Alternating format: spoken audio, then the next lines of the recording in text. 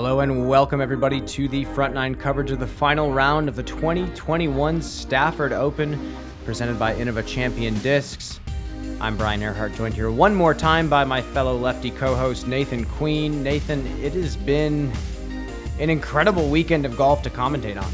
Yeah, this is an amazing track that they have out here in Voorhees Township, the Stafford Woods. Excited to watch it for a third and final time this year. We've seen some great golf with lots of birdies. Matty O leading them with a negative 25. We have Michael Johansen, Justin Rosak, and Luke Humphries joining us on the lead card as well. All players that have been playing this track really well and all have a lot of touch and scramble ability. Yeah, let's jump into this. Will we see a comeback win? Will someone catch Matt Orum? Hole number one, starting off with some serious touch. We saw Matt absolutely park this with a little nose-up flex shot. Visiting from Mobile, Alabama, Matt Orum.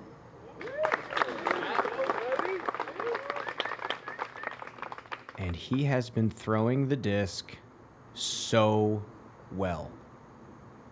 It is going to be hard to catch him, but there is 18 more holes of golf and a lot of birdies out here. Although there are a lot of birdies, it's easy to get off of the fairway and have to scramble for a par or a bogey. So only one bogey for Matt so far during the tournament. See if he can keep that up through this round. Ooh, same little nose up. This is fading out a little bit more than yesterday. It's going to be obstructed circle two look, it looks like. 2020 Stafford Open win, Michael Johansen. Let's go, MJ.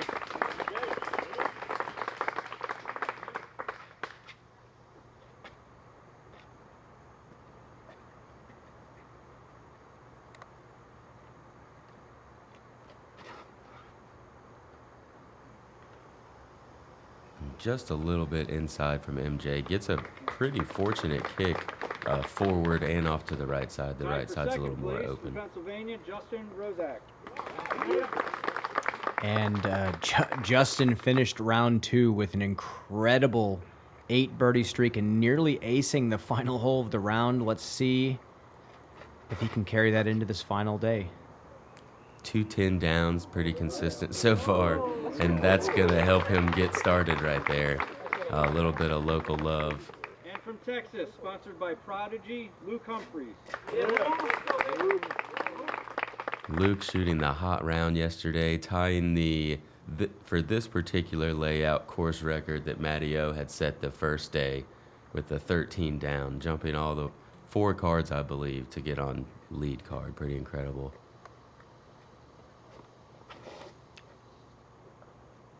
And you'll see a lot of these smooth little hyzer flips. And we're going to jump to, I want to jump to Luke's form actually right away.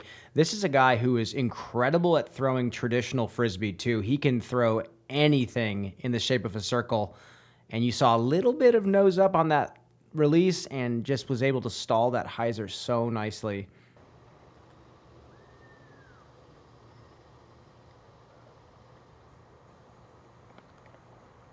And I was over there the first round. It's a pretty low ceiling. It's hard to give that one a chance. My shot looks pretty similar.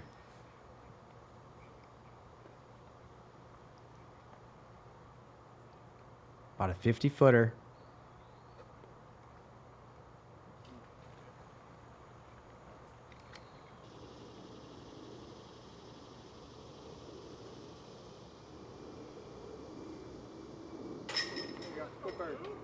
It's a good start for Luke. Yeah, still feeling it. Has at least 14 birdies without a bogey and probably more. Yeah.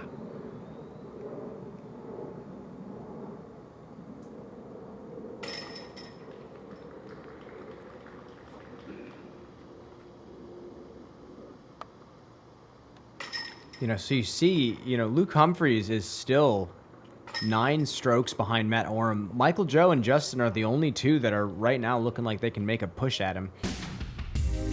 Yeah, pretty spread out besides those top few spots. Moving into hole 2, 509 feet. Pretty straightforward. Just get through this gap, land about right here, and then you have a left to right moving shot into the green. We've seen a few different plays off of the tee. Even if you don't get really far, there's still a chance to scramble for the birdie here.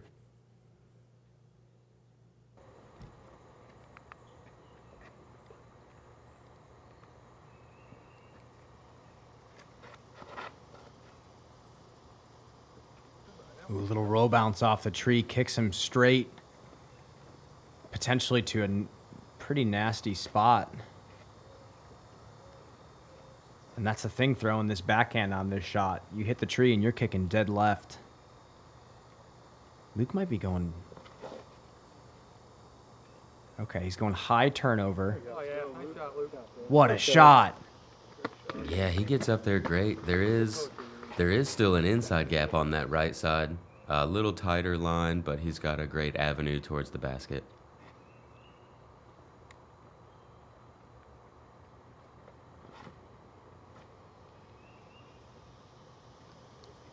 And another smooth turnover coming in. Hitting that log is not too bad. He's still in a great spot. Very nice. With that flatter release, a little bit flippier of a disc, I believe. Very clean throw from Matt. And MJ correcting from yesterday, getting a little bit further right, and ideal. Oh, yeah. Justin's got to get creative here.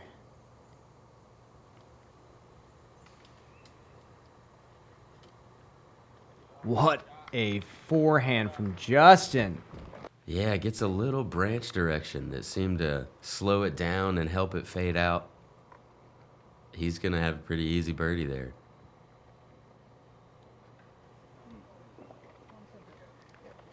And just catching that last tree. That's a tough shot to get around the corner. We've been lucky enough to watch a couple already. And getting distance off the tee kind of helps Matty O right there. He didn't even really have much of an angle to throw. It was almost straight. Oh, boy. Kind of a nasty roll off that tree. Puts him to about 45, 50 feet.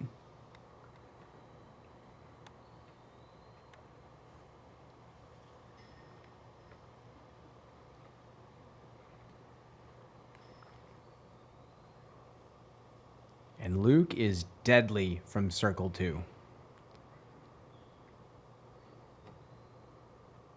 Has a really nice little nose-up stall spin putt. Yeah, it came off super clean. Looked like he was about 65 feet and just drifted off left side.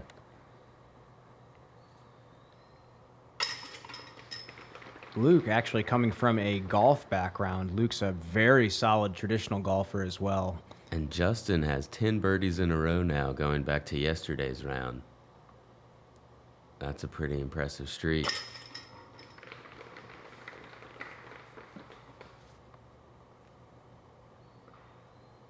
He got a couple good trees so far on this round to get to that point. Hopefully he'll be able to straighten it out a little bit. And we're going to move into number 3. Very specific line. We've seen a lot of misses just push too far forward towards those trees on the right side and kick straight down. Kind of a pushing hyzer. Again, the MJ Comet hyzer is pretty much exactly what you want to throw here. And Justin's also thrown this shot really well. This is a little high left. And that's about how it ends up over on the left side. He'll be in circle 2, putting towards an elevated basket.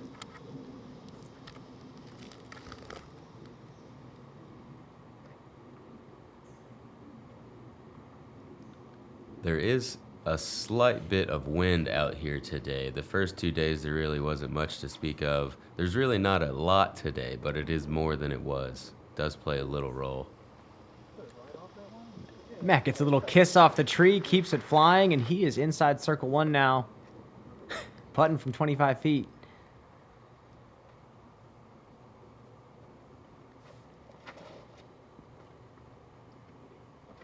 Luke a little inside as well. he's going to be over there with Justin, a little bit closer. See if MJ can make it 3 for 3 here.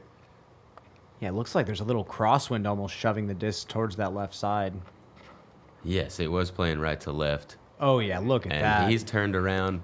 We don't need to watch it either.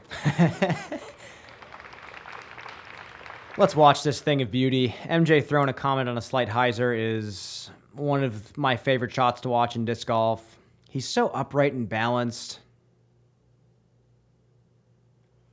And still lets that body turn all the way around at the end. Go back to round 2 and watch the difference of this Comet hyzer and the Comet flat shot that he threw on hole 7 yesterday. Yes. Okay. And there we go. It almost looks like he surprised himself. He's like, no. Oh, okay. I'll take it. Low right side to get him a turkey to start the round. 11 birdies in a row. He might not have even slept after that second round. He's still moving. Awesome stuff there. Let's see if Luke can follow him up. Just off the top. Fully committed on the elevated basket.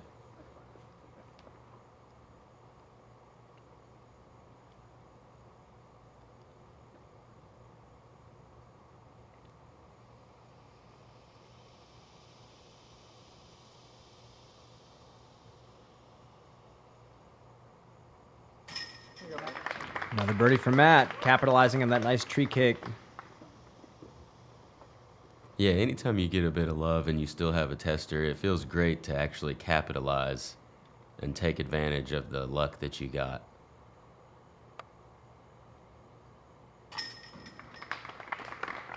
And MJ has made this hole look pretty easy.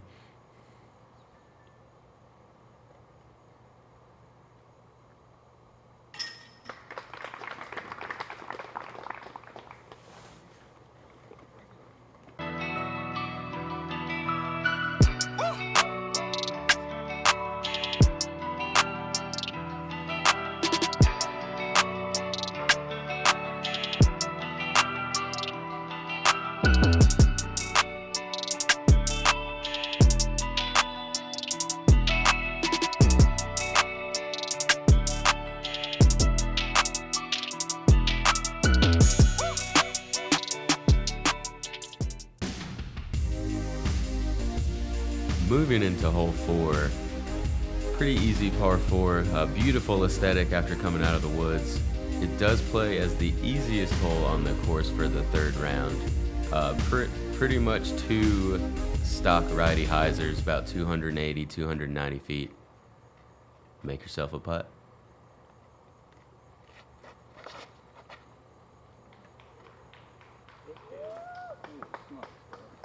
Okay. Justin has snuck out into the field. And like you said, another stock hyzer from there.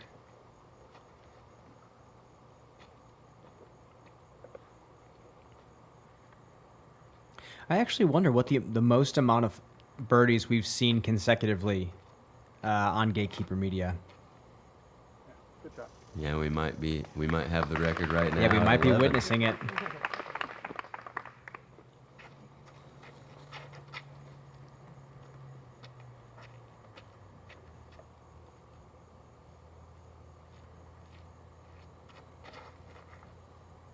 Yeah, we see these players not really trying to bite off all that much, which is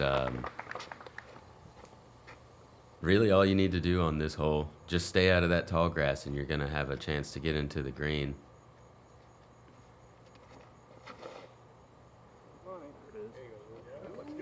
Oh, yeah.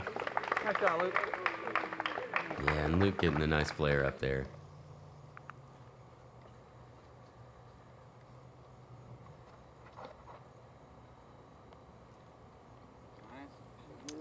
Looking good. Yeah, that's all you have to do.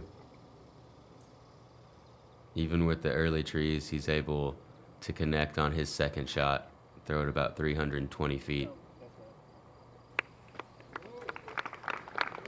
Matteo putting it a bit closer.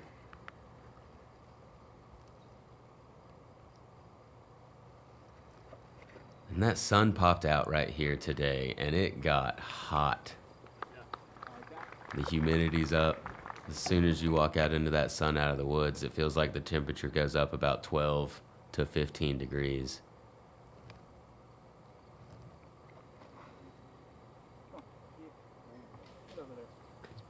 Pulled this a little wide. He'll be circle's edge right there with the chance to start off the star frame.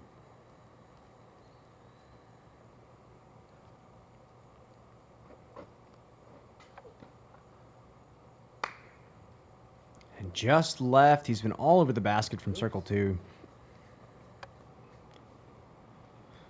And he's still out to putt even from 15 feet. Rest of our card has a pretty easy tap in for birdie.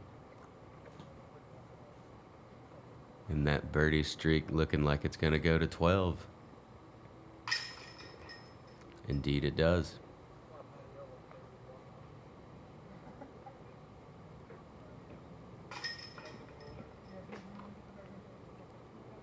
And 4 for 4 to start the round. He is only going to make up 1 stroke thus far. Yeah, Matt is also playing extremely well, making it pretty hard to catch him.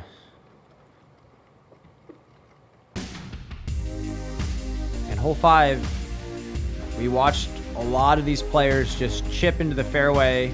Again, another one of those holes that if you just cut it in half, you can throw 2 300-foot shots and put yourself right next to the basket. Only trick is on the second shot, you're tempted to throw the forehand instead of the backhand chip hyzer to stay away from the out of bounds and roll bouncing left. And that looks really solid from Justin. He smoked that shot. Yeah, that's a big hyzer. Take a look at how efficient he is. The way his body's moving is that of every top thrower out there right now. Great balance.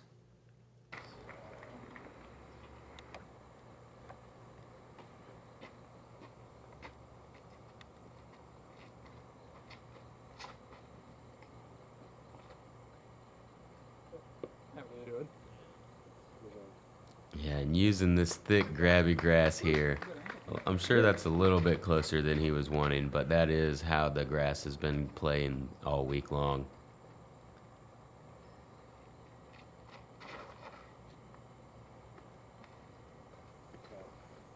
Look at that deer. Somebody bust out there.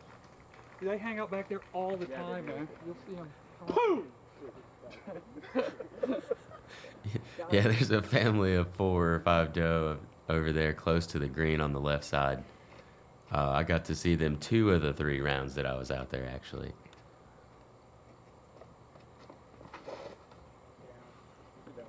And he's thrown that pretty flat. That's gliding out that needs to sit. And he's crossed out of bounds by about 8 inches. Yeah, not quite grabby enough to keep that one in bounds, but he did get the full flight. He'll be all the way down there and have a chance to save the par. Got the MJ forehand, putting him right to about 15 feet. That's another birdie look for MJ. You see Matt flicking a control driver here, not looking to get a huge flare, just enough for a little hyzer. And he's pulled that too straight. He needs to miss these trees and not kick left. Oh, yeah. Ooh. Another close call for Matt. He's been in bounds by a total of 5 feet so far. And Luke, such a smooth sidearm. Yeah, clean line there from Luke. He's going to tap in his par.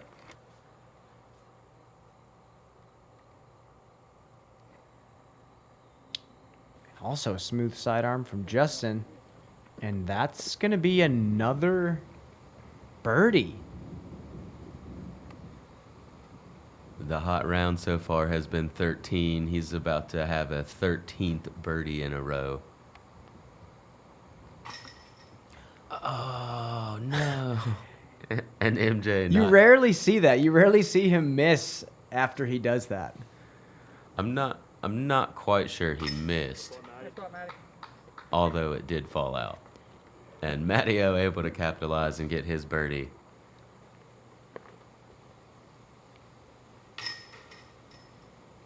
And Justin is doing everything he can right now. But It's not enough yet. It's not enough. He's just waiting for something to give. Throwing the disc well. He's got a big task in front of him to get that 14th birdie in a row. As we move into hole 6, the most difficult hole on the course for the second and third round, 781 feet. You want to throw a righty backhand hyzer stand up that doesn't turn over. It kind of follows this OB line on the right side the whole way down and just gently hyzers back in. That keeps you right of the low ceiling that's on the left side, and you will have the most open gap into this elevated green.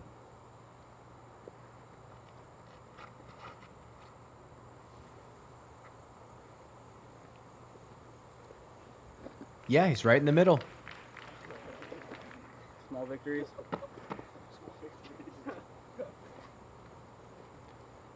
And there is this left to right wind here now.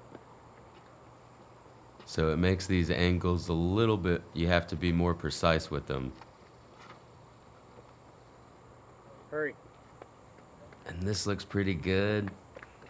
Yes, he's kept it right side, a little bit low. You'd like to get further down the fairway, but inbounds, and he's got an open look towards the green.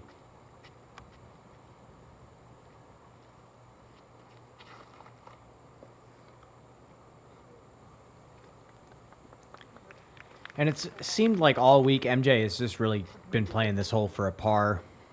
You haven't seen him really try to bite off too much on the distance.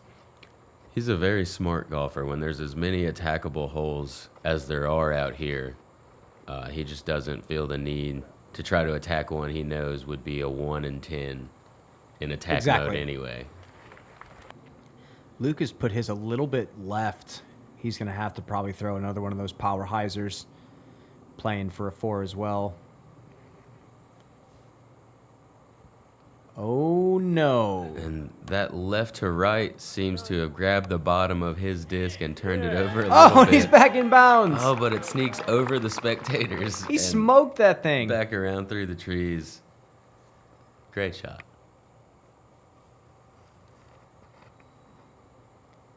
And Justin is definitely in position to attack for the birdie. And he is kicked right, but he is safe.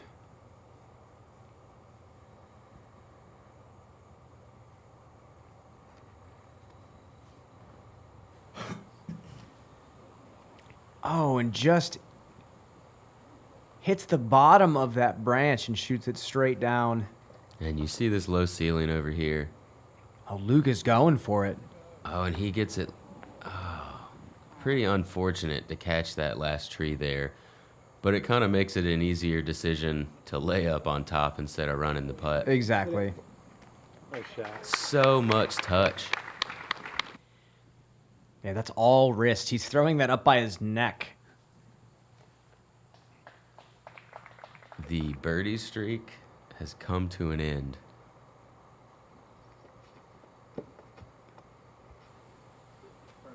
Yeah, 4.49 average on this hole. You just really don't see...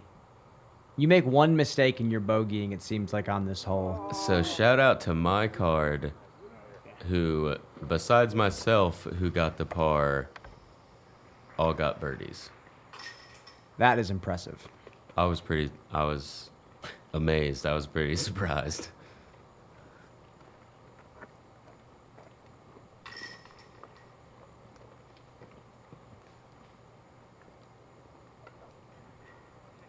And luckily for Justin, Matt has also parred the hole. Yeah, good pars here, gaining half a stroke on the field. Hardest hole on the course. The Star Excalibur is a workhorse disc for me. It's been a staple in my bag at all my biggest wins, taking care of the majority of my distance forehand work, whether it's Winthrop Gold, Lake Eureka, or Wild Horse. It's been a disc that I've used and always trusted to give me a lot of distance and a predictable fade that I can always lean on, even in high pressure situations.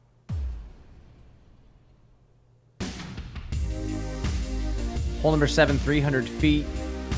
The challenge here again is that terrace that the basket sits on. You cannot slide your shot up to the basket without risking shooting back out of bounds, so landing soft here is key.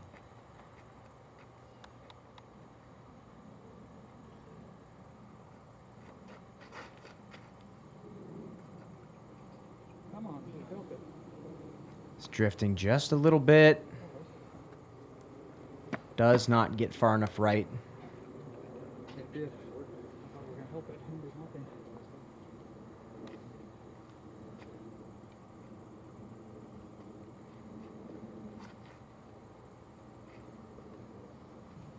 Just trying to get that to flatten softly. And he puts it on top of the hill.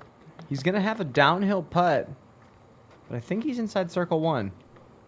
That hill gets pretty tricky over there. You can hit it and slide backwards or hit it and stay up top and have that really tricky downhill putt. It makes the basket look a lot smaller. This is a little low, I think, out of MJ. Oh, and it's going to hit that wall and go back into the water, which does put you at the drop zone. Pretty tough to save your par from there.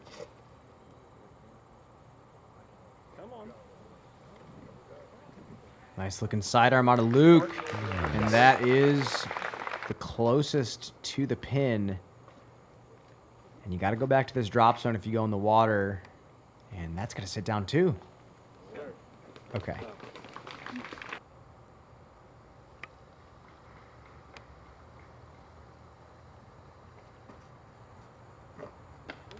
And again, shout out to the South Jersey Disc Golf Club. They had somebody here that would rake your disc out for you pretty quickly if it did go in the water. Just another little touch that they put on to make us feel welcomed and enjoy our time here. Great birdie putt from Matty O.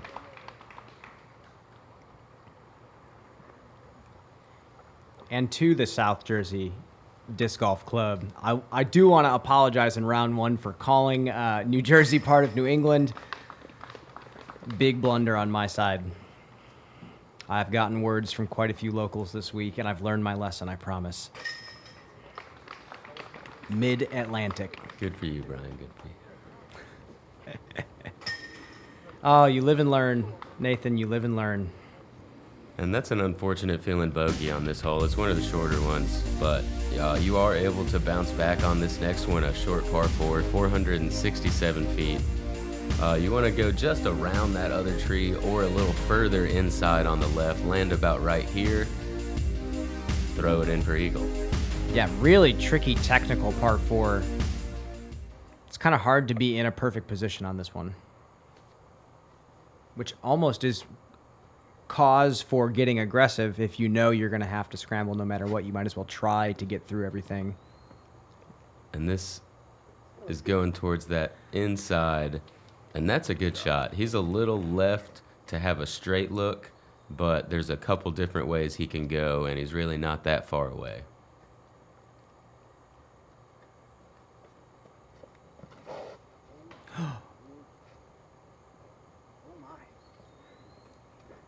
He felt that right out of his hand.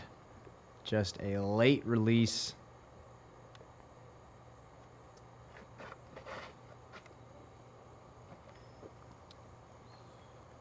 Just a really clean push hyzer from Justin. That's going to be a great position for him.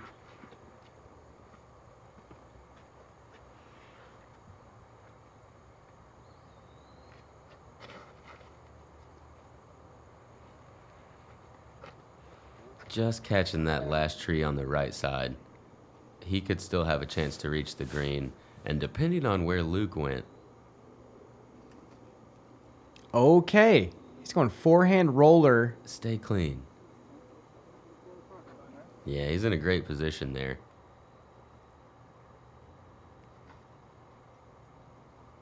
He does have this inside line. That is so skilled. Yeah, just a little putter hyzer there to get in between. The angle that he had really is what makes that the most difficult, and how tight. It's tighter than it looked because of the angle that he had. Justin trying to go for a sneaky inside. He'll be in circle 2. Yep. Matt is just playing so intuitively. I've loved watching how zoned in he is by watching his follow through. Every shot that he's throwing has a different stance that he's taking afterwards, and you can tell he's just so into his release point right now. And as Justin almost cashes that birdie putt, MJ's going to tap in his birdie. And a good par save from Luke.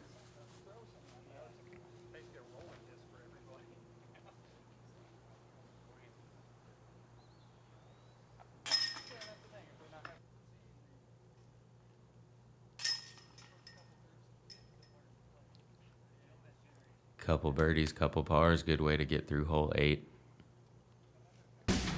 And we move into hole number 9. We watched this hole get absolutely parked yesterday from Matt Orum, but it's a hard turnover that has to flatten at the end. So you have to get it moving right away.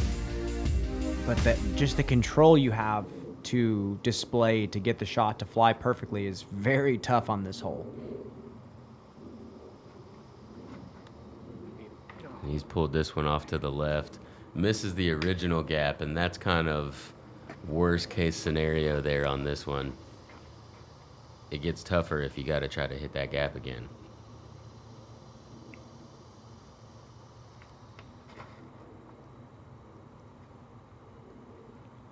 That looks okay. He knew exactly what it was going to do. Yeah, exactly. Right down the middle. It has to be even more inside than that, with even a little less Anheuser, I feel like. Yeah, if he had a little more Anheuser, he could have snuck through to an outside gap and had a circle too. If it was flattening out, it may have stayed on the gap that we saw Matteo hit yesterday. Luke giving it a run. This looks pretty good around the left side, but pretty good ends up with a 3 most of the time on this hole. Yeah, this is, I mean, you just saw the fairway. It's littered with trees.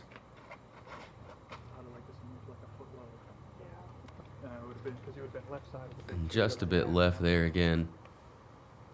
Let's see some scramble skills. Yeah, look at these gaps he has to shoot through right now. He's not even trying the forehand. It looks like that's turning a little early.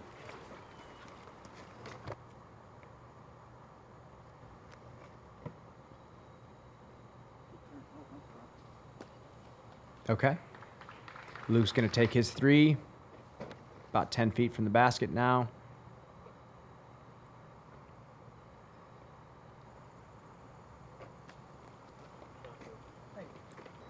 Nice purple banger from MJ.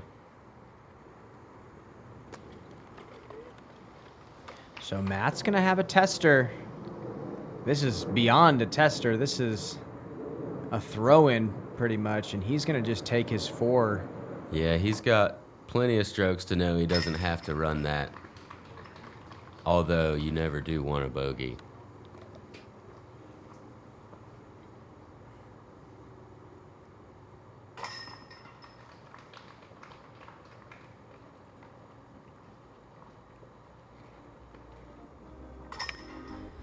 And as our card taps out on number 9, we are going to move into this back stretch.